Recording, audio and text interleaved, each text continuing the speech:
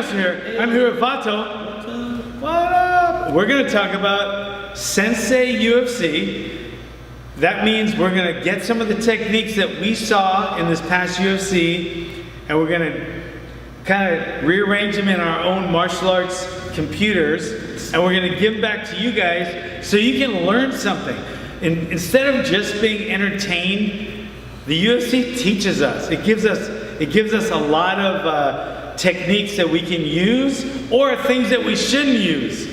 And this week is one of those things where we learn what we shouldn't do in a martial arts fight, whether that be in the street or the cage. And guess what?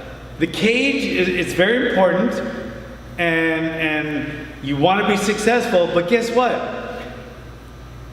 Losing in the street is the stakes are much higher.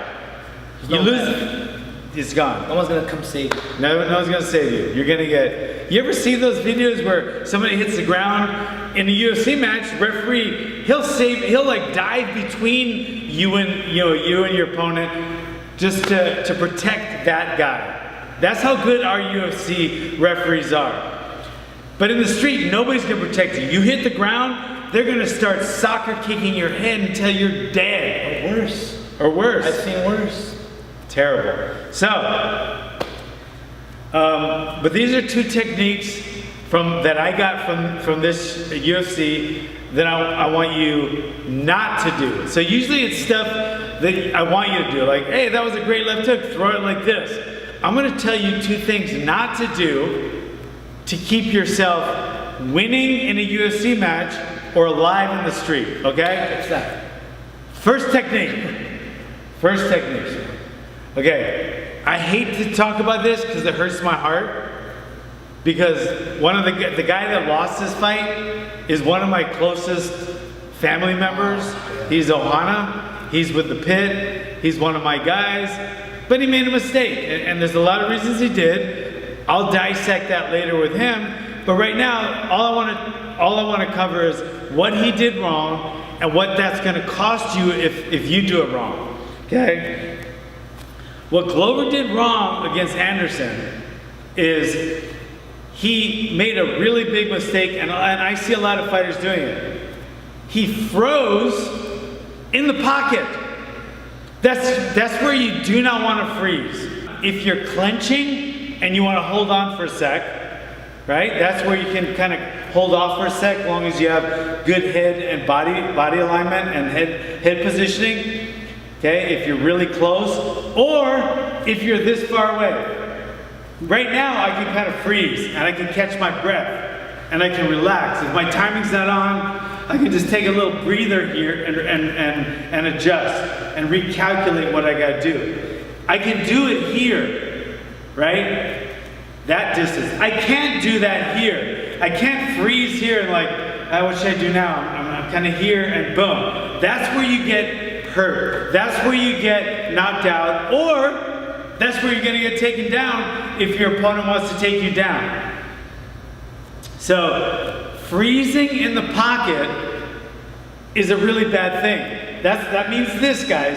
That means where you're close enough to actually get hit. That's not the place to freeze.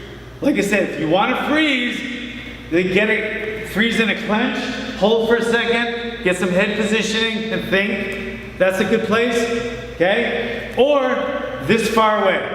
And now I want to freeze, I want to think, I want to catch my breath. Number two, this only happened for a couple of punches because he got knocked out.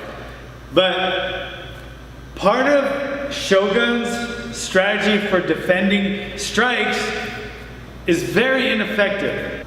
Either hit, hold, or get out of the way. Okay? Do not cover up. Whether you're on your back and someone's pounding you, or if you're standing up and somebody's hitting you with a flurry, covering up. You want to either hold him or get out of the way. Pivot, lateral movement. But you don't ever want to just stay here, because punches can wrap around your hands. Boom. They come right up the middle. Eat that front kick right up. Boom. This is not a good strategy, covering up. Okay? You want to keep your hands up when you're striking, right? And you want to move your head a lot, but you don't ever want to stay in this position because there's too many ways to get knocked out or taken down, mainly knocked out. So, especially with MMA gloves because they're small. That's true. Boxing, you got bigger Boxing gloves, you got bigger gloves, but those MMA gloves can slide right up the middle or come around the side. So this is a bad strategy, covering up. Either hit, hold, or get out of the way. Okay, write that down, guys. That's a pit philosophy. That's a pit philosophy has been that philosophy since 1983, 85. Hit, hold, or get out of the way. That's lesson number 2, guys. This was coming from UFC Hamburg in Germany. It was a really sad UFC because I don't like to see my guys, someone I care about, lose. And to be honest, it's not the losing that really bothers me. It's them getting hurt, whether it's their pride or they're emotionally hurt. He didn't get physically hurt, thank God. And that is the most important thing. But emotionally that hurt Glover. It hurts him to lose. Right? And so that hurts me. Like when you see someone you really care about and they're sad, it makes you sad. So that makes me sad. But he didn't get hurt physically, thank God. And it was kind of a boring card. It's just like every fight, except for the main event, which only lasted 30 seconds, went to a distance. Yeah.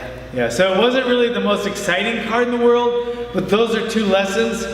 Take those lessons, do what you want with them, bring them into your dojo, learn them, practice them, whatever. But thanks for coming, guys. Please like, please subscribe, And share. please share, and guess what? I got online courses, guys.